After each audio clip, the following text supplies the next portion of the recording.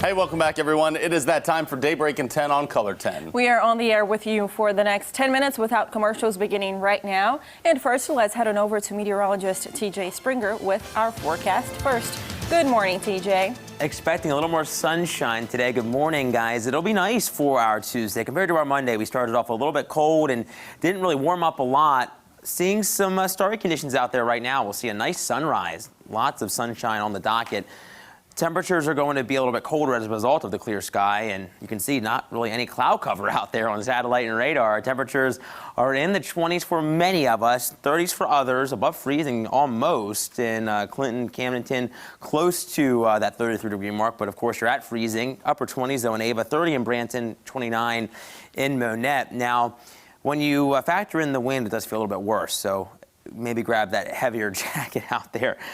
Expecting some frost too this morning with those ingredients, the light wind, clear skies. So turn on that defroster or grab the ice scraper if you are heading out early on today. As we progress through the rest of our Tuesday, look at where we're headed. Back into the 50s. That is well above normal for this time of January. And as we head into the next couple of days, we're tracking some changes. So enjoy it while it's around. Our next cold front is on the horizon, maybe bringing some snow back into the forecast too. We'll have that last look at the 7-day, showcasing that in just a little bit. Guys. All right, thank you, TJ. Now, many of us have entered 2021 with a newfound motivation to conquer those pesky New Year's resolutions and make this year a better one. Nigel McDonald reached out to a local psychologist and got some info as to how you can better stick to those resolutions. Nigel, what did you find out this morning? Yeah, Joe, well, good morning. Experts say one of the most common reasons resolutions don't last is due to a lack of planning or strategizing. Now, Dr. Gabriel Klein of Psych Associates says it's important to focus on the process and not the outcome. For example, if your goal is to lose weight this year, identify what behaviors and actions will get you to your goal. Focus on one day at a time, but also set benchmarks of things to look forward to. That's the beauty of if we focus on process versus outcome, we'll meet that goal. When we focus on how we react to things and how we do things on a day-to-day basis, sometimes we'll have an off day, but then the next day we can attack that goal again. But if we focus on, I'm going to lose 30 pounds, well, then if you're at 29, you failed. And that's simply not true, because you still lost 29 pounds. And we have to focus on what we can control. Well, Klein adds it's also normal to have a bit of uncertainty as we are all working to process things many of us might have never experienced. All right, Aja, thank you. Some great tips. Moving on now, a new beef packing plant will be bringing more jobs to Polk County and Southwest Missouri. The plant will be opening at a facility that was vacant for the last 2 years after Moonridge Foods pork processing plant closed. Missouri Prime Beef Packers is currently making changes, so they will be ready to open at the beginning of February.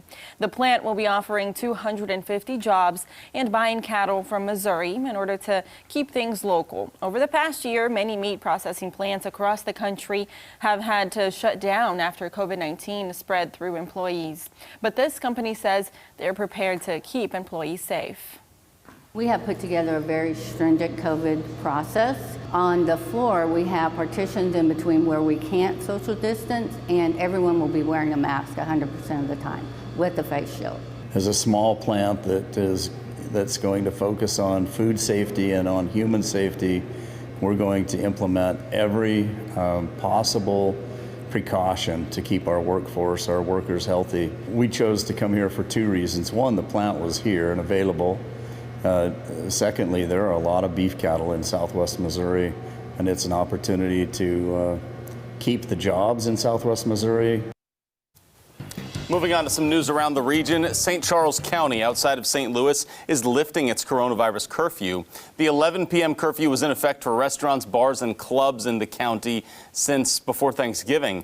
County Executive Steve Ailman says the COVID situation in the county has improved, with the death rate declining significantly, no spikes in cases, and hospitalization rates not going up. The curfew is terminated effective immediately.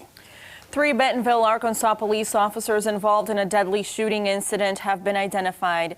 Sergeant Brent Farrer, Officer Kyle Putnam, and Officer Tyler Sharp are now on paid administrative leave pending an investigation. On Sunday, Police shot and killed 37-year-old Brian Williams of Bentonville while responding to a domestic dispute. Police say Williams ran towards them with a knife. Happening today, the Northwest Arkansas man who was pictured in House Speaker Nancy Pelosi's office during last week's riots at the nation's capital is actually due in federal court. He's 60-year-old Richard Barnett of Gravette, Arkansas, and is scheduled to make his first appearance this afternoon. He faces several criminal charges for his role in the riots last week, including knowingly entering or remaining in a restricted building, violent entry and disorderly conduct on Capitol grounds, and theft of public property. If convicted, he faces a maximum of 1 year in jail. A judge postponed the first federal execution of a female inmate in 67 years. Lisa Montgomery was scheduled to be executed by lethal injection tonight. She was granted the stay of execution late Monday night, the judge citing the need to determine Montgomery's mental competence. The details of Montgomery's crime are quite gruesome. She killed a pregnant woman in Northwest Missouri, cut the baby out of her, and fled, trying to pass the baby off as her own. She was arrested the next day and convicted. That happened back in 2007. The date of her execution has been delayed several times in the last few months.